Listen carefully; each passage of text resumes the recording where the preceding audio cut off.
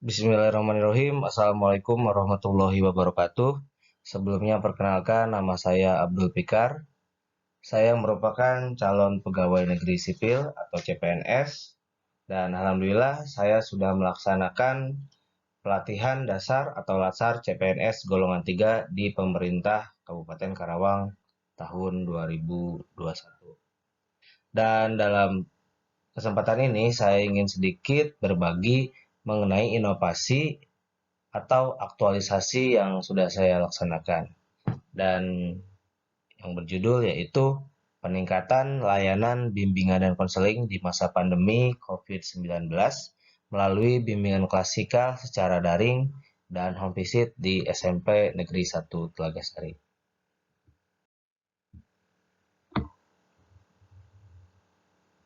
Nah, ini merupakan lokasi tempat saya mengajar yaitu di Jalan Sekuro, Kecamatan Telagasari. Dan bisa kita lihat di sini ada gambar bangunan dari sekolah saya sendiri.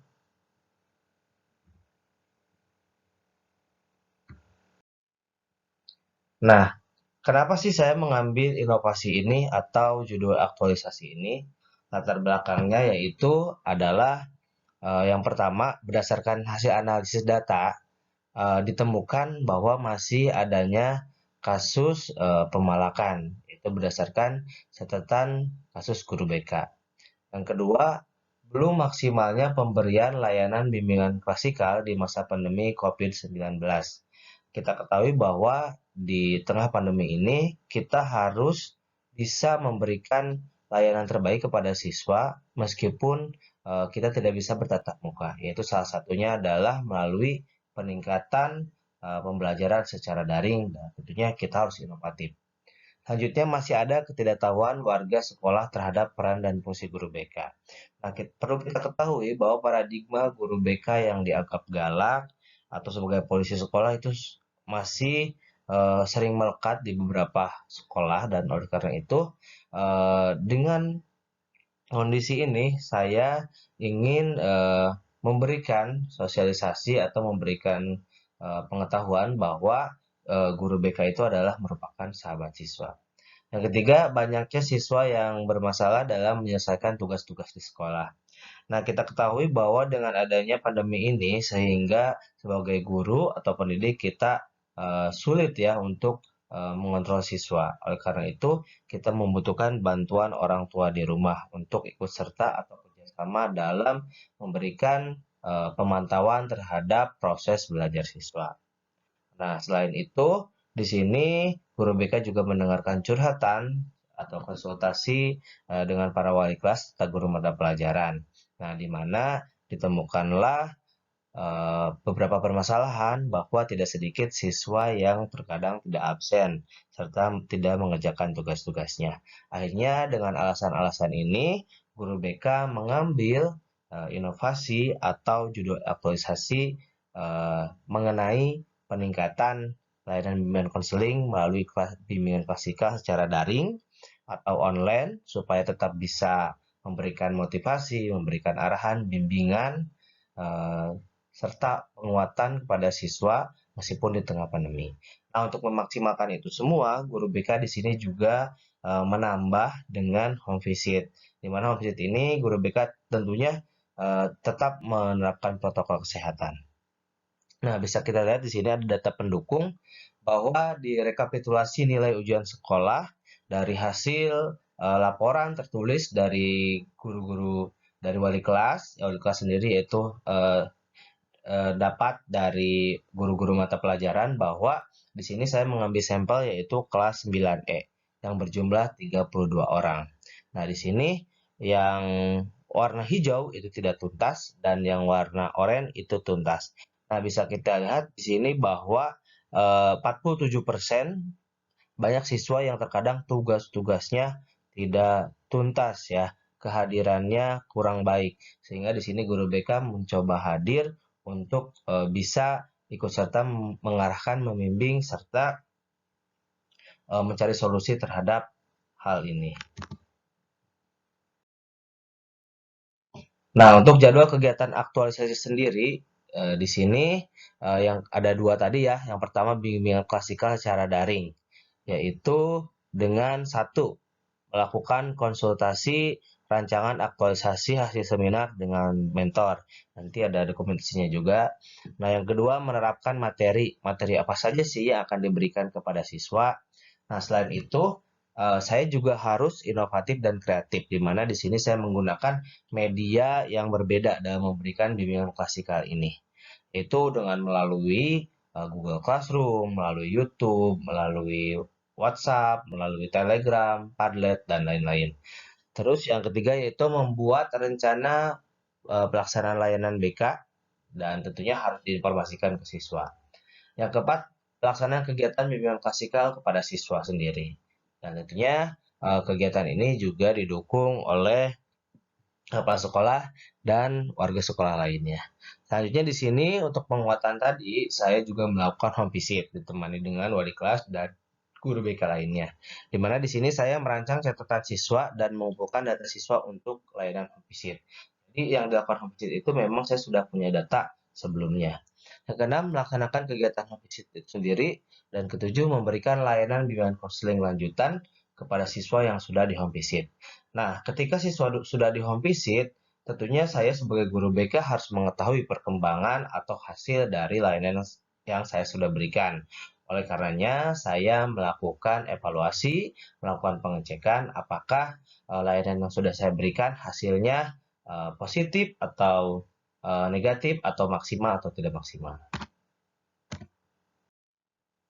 Nah, untuk kegiatan aktualisasinya sendiri, yaitu kegiatan yang pertama, melakukan konsultasi rancangan aktualisasi hasil seminar dengan mentor.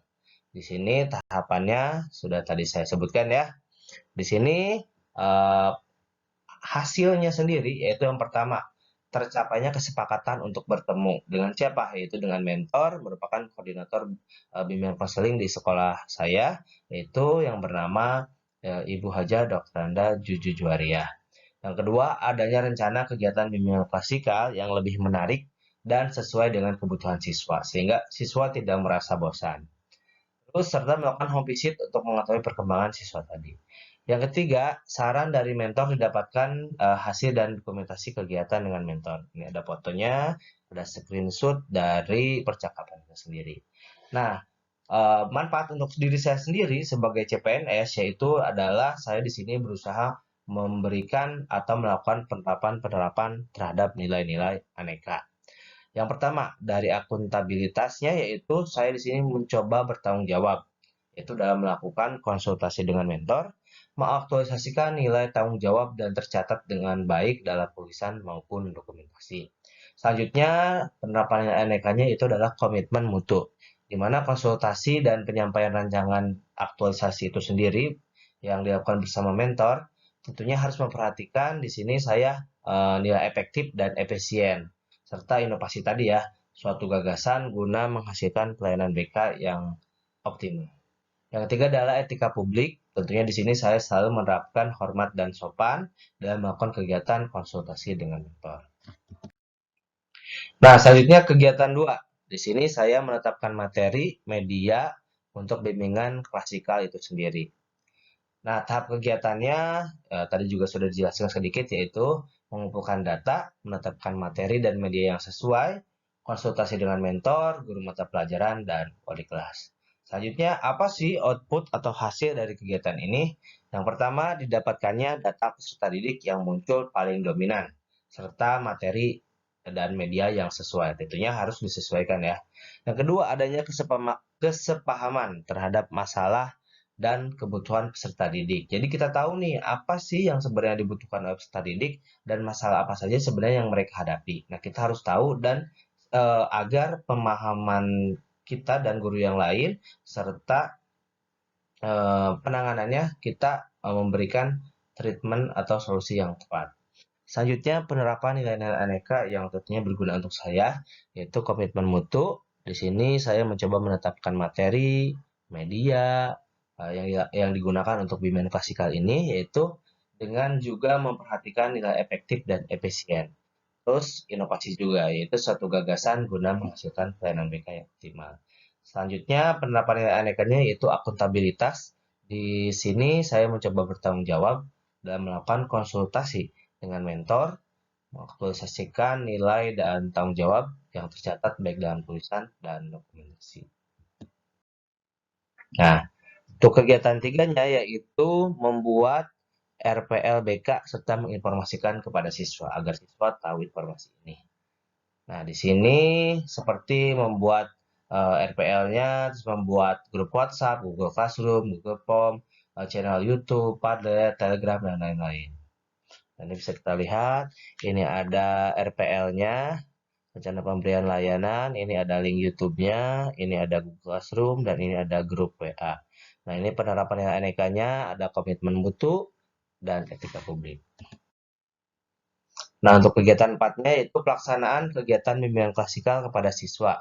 Pelaksanaan kegiatan bimbingan klasikal kepada siswa, di sini bisa kita lihat saya melalui Google Classroom, tadi juga bisa melalui YouTube, dan tentunya di sini outputnya atau hasilnya itu saya mempunyai kesiapan dalam bimbingan klasikal, terus bimbingan klasikal juga terlaksana dan dievaluasi, dan yang terakhir adalah peserta didik mendapatkan layanan bimbingan klasikal untuk selanjutnya.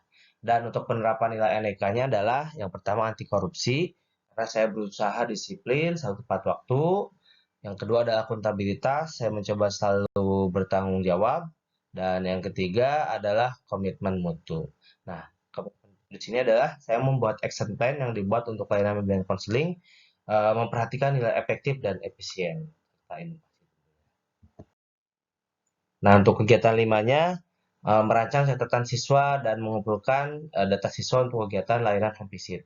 Jadi siswa yang atau murid yang mungkin masih dirasa perubahannya baru sedikit atau kurang maksimal, maka dilakukan home visit untuk bertemu dengan siswa tersebut dan bisa sharing juga langsung dengan keluarga atau orang tua dari murid tersebut. Nah, yaitu hasilnya di sini terkumpulnya data siswa yang menjadi pertimbangan untuk di home visit. Kedua, didapatkannya data siswa yang akan di home visit. Nah, untuk penerapan nilai NEK-nya itu ada akuntabilitas, dan akuntabilitas di sini saya berusaha bertanggung jawab, dan di sini saya juga menetapkan siswa yang akan di home visit berdasarkan data yang diperoleh. Jadi tidak asal-asalan. Nah, untuk kegiatan 6 yaitu melaksanakan kegiatan home visit itu sendiri, bisa kita lihat di sini foto-fotonya. Di sini untuk penerapan nilai anekanya ada etika publik, ada akuntabilitas. Nah, untuk kegiatan 7-nya, saya setelah memberikan layanan bimbingan konseling, saya juga memberikan layanan lanjutan kepada siswa, mengecek kembali, mengevaluasi, dan akhirnya dari 32 siswa ini, akhirnya 31-nya alhamdulillah mendapatkan perubahan yang cukup drastis, mulai dari kehadiran absensi, dari tugas-tugas, dan semoga dari karakter pun siswa ini tetap konsisten, tetap menjadi siswa yang baik gitu ya. Terus penerapan nilai NEK-nya yaitu ada akuntabilitas, ada di sini akuntabilitasnya adalah saya berusaha dalam selalu memantau perkembangan peserta didik dengan konsultasi dengan mentor. Terus saya juga di sini apa ya, selalu mendokumentasikan serta administrasinya berusaha selalu lengkap gitu kan. Nah, mungkin itu saja yang bisa saya sampaikan. Semoga inovasi dalam pendidikan yang sudah saya buat serta saya aktualisasikan dapat menginspirasi serta dapat bermanfaat untuk murid-murid di sekolah saya khususnya dan umumnya untuk semuanya. Dan saya harap kegiatan aktualisasi ini sebenarnya tidak berakhir sampai di sini, tapi saya juga harus selalu berusaha menerapkan kegiatan ini untuk seterusnya. Baik, terima kasih atas perhatiannya. Kurang lebihnya saya mohon maaf. Billahi taufiq wal hidayah. Wassalamualaikum warahmatullahi wabarakatuh.